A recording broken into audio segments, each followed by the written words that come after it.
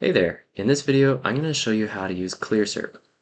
ClearSERP is an extremely powerful keyword research tool that helps you to analyze keywords and find weaknesses and easy keywords that you can rank for. So, if you don't already have an account, you can go ahead and create your own account by clicking the Analyze Your Keywords button. Otherwise, I'm just going to jump right in. So here on the analysis page, we can enter a list of keywords and then get the results. So I'll go ahead and do that. So these keywords here are all related to online tools like calculators and converters and generators, stuff like that. So anyway, I have that list. I'm going to click Analyze Keywords, and as you can see, this will take 96 credits. So this analysis will run in the background, which means you can always go away and then come back here and click the View History button, and you'll see the results there once they're ready. And by the way, as far as the credits go, the more keywords you analyze, the fewer credits per keyword it costs. So all the way up to 500 keywords, at which point it's just 1 credit per keyword. But at lower amounts, it's more than that per keyword, just because it pulls so much data. Alright, so here we have the 23 results, and they are fully analyzed. There's a lot to take in here. Right away we can see that some of these have highlighted circles. These circles represent the top 10 positions in Google. And the numbers in them are the domain authority, or in ClearSERP it's called domain score. So right away you can see that this keyword should be quite easy to rank for because it has 4 sites ranking with a domain score of less than 5 here, as you can see. So that indicates a very easy to rank for keyword generally. So anyway, there's the keywords column, the search volume column, which is the monthly organic US search volume, the CPC, cost per click if you ran ads to that keyword, the difficulty, which is kind of like Ahrefs keyword difficulty, but it's notoriously inaccurate as it's only based on the backlinks of the ranking sites. So there can be keywords that have a high keyword difficulty that are actually very easy, or a keyword difficulty of 0 that are actually very hard. Case in point, here's a keyword difficulty 0, and then the lowest domain score among these is just 29, which isn't that low. Whereas this keyword difficulty of 31 has 4 sites with a domain score of less than 5. So this keyword is actually way easier to rank for than this one. And this is the proof, because these very low authority sites are ranking on the first page for it. So that's why, like, keyword difficulty, it's a somewhat directionally helpful metric, but it's not that helpful. And that's basically the whole reason, one of the main reasons I built ClearSERP, is to show all this other data to show you what keywords are actually easy to rank for. Because so many people are relying on keyword difficulty scores, and they are not accurate, as you can see right here. So if you were blind to all this data, you would definitely think that this keyword is easier to rank for than this one. Unless you actually looked at the Google search results yourself and manually analyzed them, then you'd see that this one is way easier than this one, if you knew what to look for. And even that, not everyone knows what to look for, unless they're like an advanced SEO. So that's another thing that ClearSERP can help with. Is it can show you right here with the data, with the proof, what keywords are easy to rank for in reality, based on what's actually ranking on Google. Alright, so this column, the SERP weaknesses column, shows 16 different weaknesses that can be present among the top 10 results. So for instance, low domain score, low page score, slow page, like slow loading, old content, high spam score, title to content mismatch, no backlinks. So and then there's like a bunch more, but if the icon is blue, that means that that weakness is present in one or more of these top 10 results. If it's gray, that means the weakness is not present among the top results. So for instance, no backlinks, one of these results doesn't have any backlinks to that page. And there's a bunch more, like keyword not in heading tags on the page, which is kind of a big deal, or no heading tags at all on the page, which is also kind of a big deal, or like a non-secure page ranking in the top 10. So as you can see, these are all weaknesses that the sites should fix. So if that weakness is present, it can indicate that the keyword would be possible to rank for if your site didn't have any of these weaknesses. But of course, it's not always accurate. Or actually, I should rephrase that. It doesn't mean that you can rank for the keyword if the weakness is present. It just helps you to quickly see at a glance what weaknesses are present, which is way better than having to check for these weaknesses yourself. And if there are a lot of weaknesses present, then that generally is indicative of a more easy to rank for keyword, especially if your site doesn't have those weaknesses.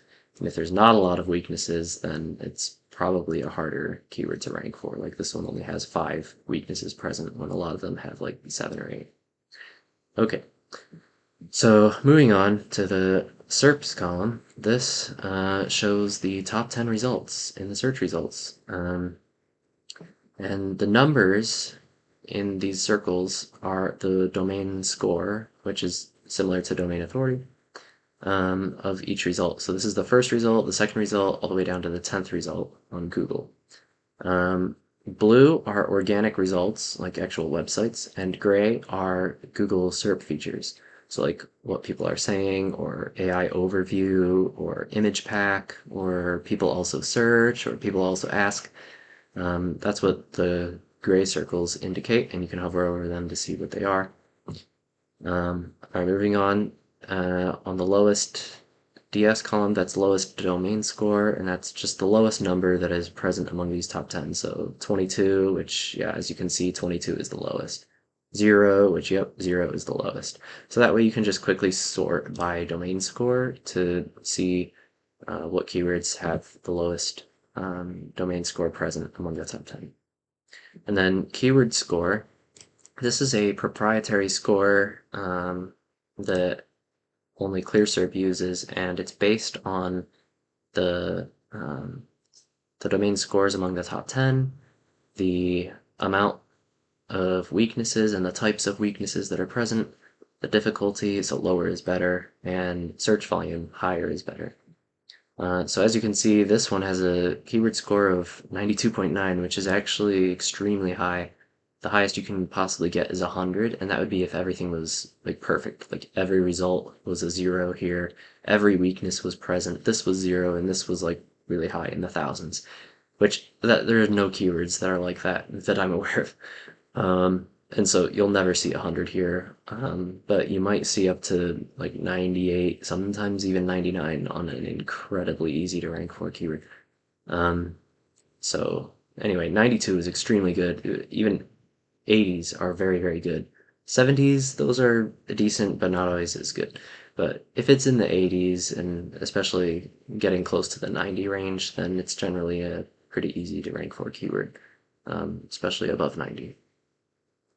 And of course, the disclaimer with that is that you won't necessarily rank for it still, but it's just a very powerful indicator that all the signs point to the fact that it is an easy to rank for keyword.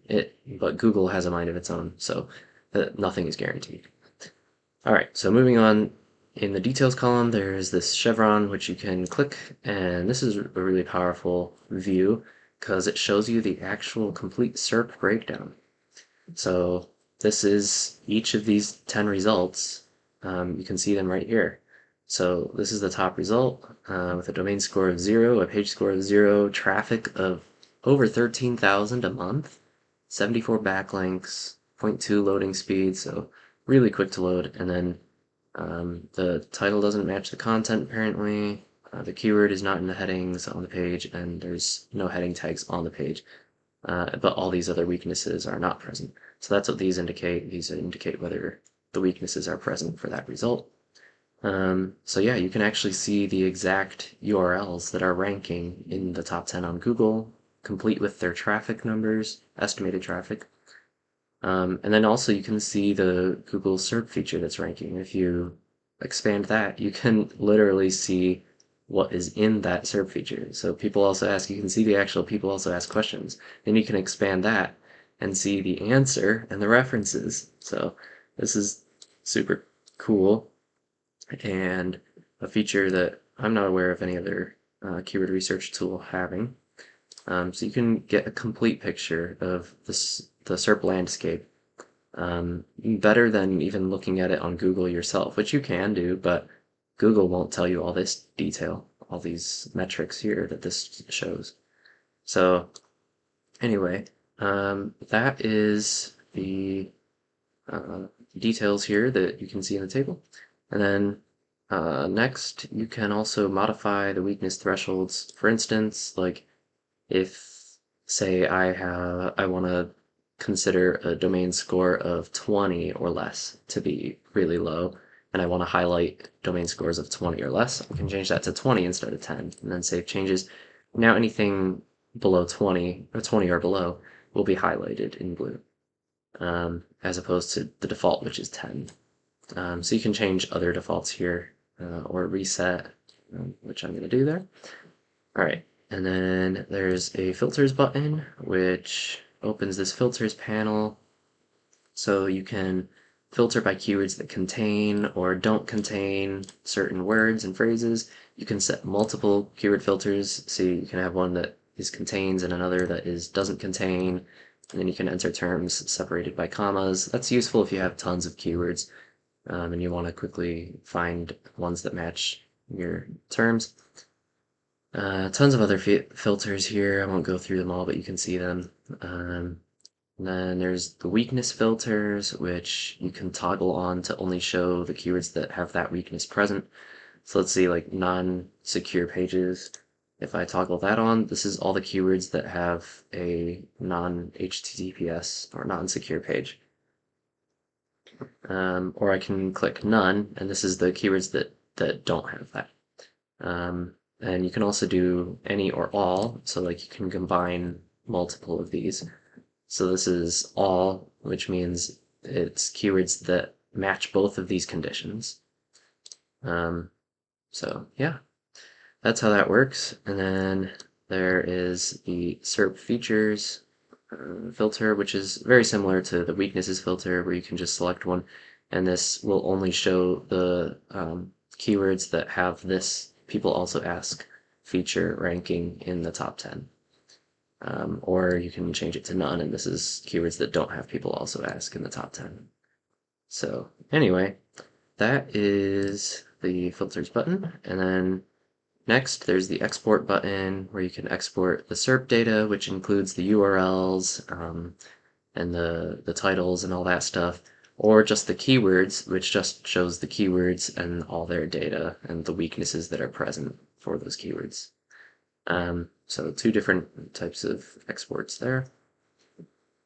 There's also this group similar keywords option, which, yeah, all these keywords are very distinct from each other, so they're not gonna, none of them are similar, so they're not gonna be grouped together. Unless we change the similarity score or threshold down to like 40%, then we have some grouped together because these are like all generators. And so like they're at least 40% similar to each other.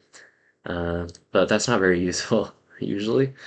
So I like to keep it at like 80 or 75%. But anyway, it can be useful if you have a whole bunch of keywords that are highly similar to each other and you want to only see the keywords that are distinct from each other that you would target with a separate article, for example. So I'm going to turn that off.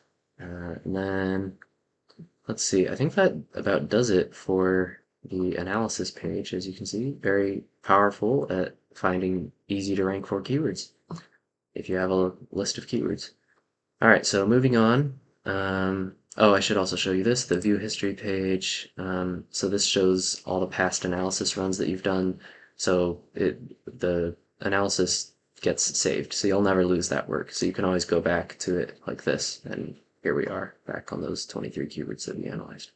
All right, so now, oh, I should show you this. You can also rename it if you want, but I don't see any reason to do that. So and you can rename it from here as well. So just showing you all the features here. And then let's move on to the research page. So this has 3 different modes. There's keyword research, domain research, and competitor research. I'll start with keyword research. So let's say I have a recipe blog. I can enter any keyword here and it will show me suggestions based on that keyword, and I can also enter asterisks as wildcards. So for a recipe blog, I would enter asterisk recipe, and this will show me keywords that end with the word recipe. And then I can change the settings, and as you can see, by default it's sorted by search volume, highest first, which those are going to be some pretty competitive keywords, obviously, because these are going to have like millions of search volume per month. So instead, what you could do is like set a maximum search volume, for example, or you can set something like difficulty or alphabetical or cost per click instead, which I'm going to set the sort by to difficulty lowest first. And then this is the keyword difficulty that I talked about earlier, where it's not that accurate, but it can be helpful. It's more helpful than any of these other metrics, at least, for finding an easy keyword. So then, let's see, I'm going to set a minimum search volume to 500. All right, and then I'm going to set the result limit to 500. So I want to see up to 500 results. And then click the research button. And research runs take fewer credits than analysis runs. So as you can see, to research 500 keywords only costs 5 credits. All right, and there we go. Here are the results. As you can see, there are actually over 103,000 keywords that match my filters, but I set the result limit to 500. So that's why we're only seeing 500 here, but this is the actual total number that are technically available.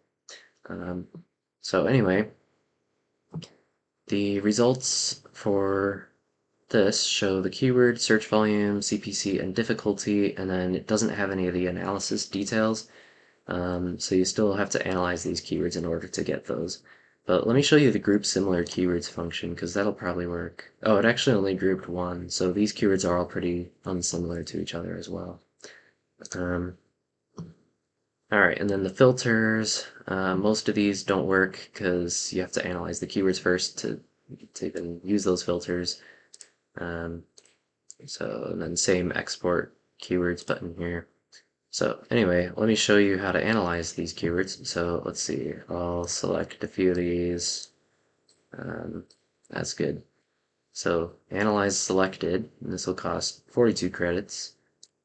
And then this analysis will run in the background, meaning you can navigate away and safely come back to the view history page and see the results. Alright, so there we go. These 5 keywords have been analyzed, and now I'm going to just go to the Analyzed Only tab to clear out the clutter of the non-analyzed keywords. And there we go. I already showed you what all these things mean, so I'm not going to go through that again, but yeah, that's how you analyze keywords from a research run. So then let's say I want to save these keywords to a collection. I can just select them all, or maybe I don't want to save that one, but I want to save these 4. Alright, now save keywords, and then I can select a collection, which I already have, or you can create a new one here, but I'm going to just select my recipe blog collection, and then save those 4 keywords to it, and then let's see, let's say I want to save this one to a pizza recipe blog collection. So I'll create a new collection and call it pizza recipes, and then create collection, and then it auto saves to that collection. Alright, so now I have 2 collections, a recipe collection and a pizza recipe collection. And then you can also select and copy keywords, and this just copies them to your clipboard. So if you want to like copy a bunch of keywords and then go to the analysis feature and then paste them and analyze them, it's easy to do so. Alright, were there anything else? I think that's all. Alright, so that's it for the keyword research function. Now let me show you the domain research. So as you can see, these results still show, and that's just because if you go between these, I don't want them to be hidden, so that's why I have that feature, in case you accidentally click this and then you lose your uh, view there. So, but anyway, once you enter a URL here and then click research, these will be cleared and the new results will show, so don't worry. All right, so for domain research, this is a very interesting feature that I don't know of any other keyword tool offering this. And basically what it does is you enter a URL and then it shows keywords that are in the same niche as that domain, sorted by relevance. So it's not keywords that that site ranks for, it's keywords that are in the same niche as that site. So it's a really good way to find keywords to target for your site. Like you can enter your own site or a competitor's site in there and quickly find very relevant keywords. So I'm just gonna find one of these sites to enter. So how about this site here for the puff pizza recipe? I'm gonna copy that URL and enter it here and click research. And I have the / on that, so let me take that off. All right, now it should work. Research, and it's loading, running in the background. And I set the result limit to 500, by the way. But there are actually over 93,000 total keywords that are relevant to this site, which is pretty crazy. All right, so now we have a list of highly relevant keywords to this site that this site doesn't necessarily rank for. It might rank for some of these, but most of them it does not. All right, and then same thing, you can select keywords and analyze them if you want. But I just wanted to show you this feature, and then you can also group similar keywords. All right, there it works better because now we actually have 430 groups. So some of these actually are highly similar. So this is a good demonstration of that group keywords function and why it can be very useful. Because now, like you wouldn't want to write a separate article for each of these keywords. So you wouldn't necessarily want to analyze all of them because that would kind of waste credits. You just want to analyze the main one. And so the main one is actually the one with the most search volume in the group, which is typically the keyword that you'd want to target. So that's how the group function works and why it's super valuable, because now you can just copy the grouped keywords, the parent keywords, and then just analyze those instead of analyzing all of the ones in the group as well. See, these ones aren't selected. So anyway, moving on to the competitor research function, and this is where you can enter a URL and get the keywords that it actually ranks for. So let me enter that site I analyzed earlier, remove that /. All right, and I'll set the result limit to 500 again, and you can change the settings for this too, like I want to sort by estimated traffic, highest first. Yep, that makes sense. But there's a bunch of settings here you can change if you want. I'm just going to leave those all at the default and click research. All right, and these are the top 500 keywords by estimated traffic that this site ranks for. And as you can see, it actually ranks for a total of over 6,000 keywords. So this competitor research mode shows 3 new columns. Besides the search volume, CPC, and difficulty, it also shows the rank. So this is where this site ranks for this keyword. So it's ranking #1 for this one, which is pretty good.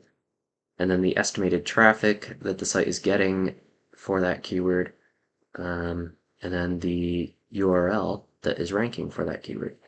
So as you can see, some of these keywords are very similar to each other, and they're pointing to the exact same URL. So these URLs are exactly the same here. So if you want to see just one keyword per URL, you can show filters and then toggle that option. And there we go. So now it just shows one keyword per URL, and that's a lot more useful, like when you're analyzing keywords and you don't want to see all the keywords that rank for the same article, you just want to see one keyword per article. So as you can see, that brought the results down to 95 from 100. And now it would make sense to fully analyze all 95 of these, or whichever ones you want to analyze, as opposed to if we didn't have that, like if we clear that filter. And now if we analyze all these ones, this is basically the same keyword, tropical smoothie cafe recipes and tropical smoothie cafe recipe. It's basically the same thing, so there would be no point in analyzing both of those and wasting credits. So that's why, like, either grouping keywords or showing one keyword per URL can be very useful. All right, the other feature here is to group keywords, and this is useful if you have a big list of keywords that you want to analyze, but you first want to remove the highly similar keywords like I talked about earlier. You can enter that list of keywords here and then click group keywords. You can also change the similarity threshold. And then you can click group keywords and it'll group them for you. So let's see, I have this saved recipe or saved keyword collection. I'm going to copy all these keywords just so I can demonstrate how this works. Paste them here and click group keywords. And of course, these are all distinct from each other, so they're not going to be grouped since none of them are 80% similar. But if we change that down to like 40% and then click that, they're all still distinct. So, but anyway, it does work if you have some highly similar keywords. It'll group them. And then that way you can group them before analyzing them and wasting credits on highly similar keywords. So if I copied these and then copy to analysis, it takes me to the analysis page with all those keywords entered. So that's just a easy way if you have a big list of similar keywords and you want to remove the similar keywords and just analyze the distinct keywords. This tool helps with that. And as you can see here, it's free. It costs 0 credits to use. So yeah, use this as much as you want, and your credits won't go down at all. So next, there's the saved collections page, and I showed you this earlier, but this is the collections that you saved. You can always access it. You can rename collections. You can delete collections, which I'm not going to do. You can create new collections from here if you want. So yeah. So the next feature, not really feature, but whatever, is the docs page. And this is the documentation for ClearSERP. Like if you ever get stuck with something, you can go to the docs and see if there's an answer to it. So it's frequently asked questions, which has a bunch of good questions on it. And then like if you're curious about the weakness detection, this explains exactly how it works and what the weaknesses are, which is quite valuable. And yeah, let's get back. All right, so next there's your number of credits that you have left up here, and then you can change the mode. Right now it's in dark mode. I can move it to light mode, and that's super bright. So if you like light mode, you can turn that on. And then if you ever get stuck, need help with anything, you can click this button. And there's an onboarding tour, there's links to documentation, and there's this contact ClearSERP support button, which if you click, it takes you here. And if you send a message here, I'll get it, and I'll try and respond as fast as I can. So then there's the settings page, which is just your subscription status, and you can click this button to manage your subscription if you want. And then this over here is your user profile settings, where you can like change your email, change your password, stuff like that. All right, so I hope you can see how powerful ClearSERP is. I think I covered everything. So thank you for watching, and I hope you have a great rest of your day.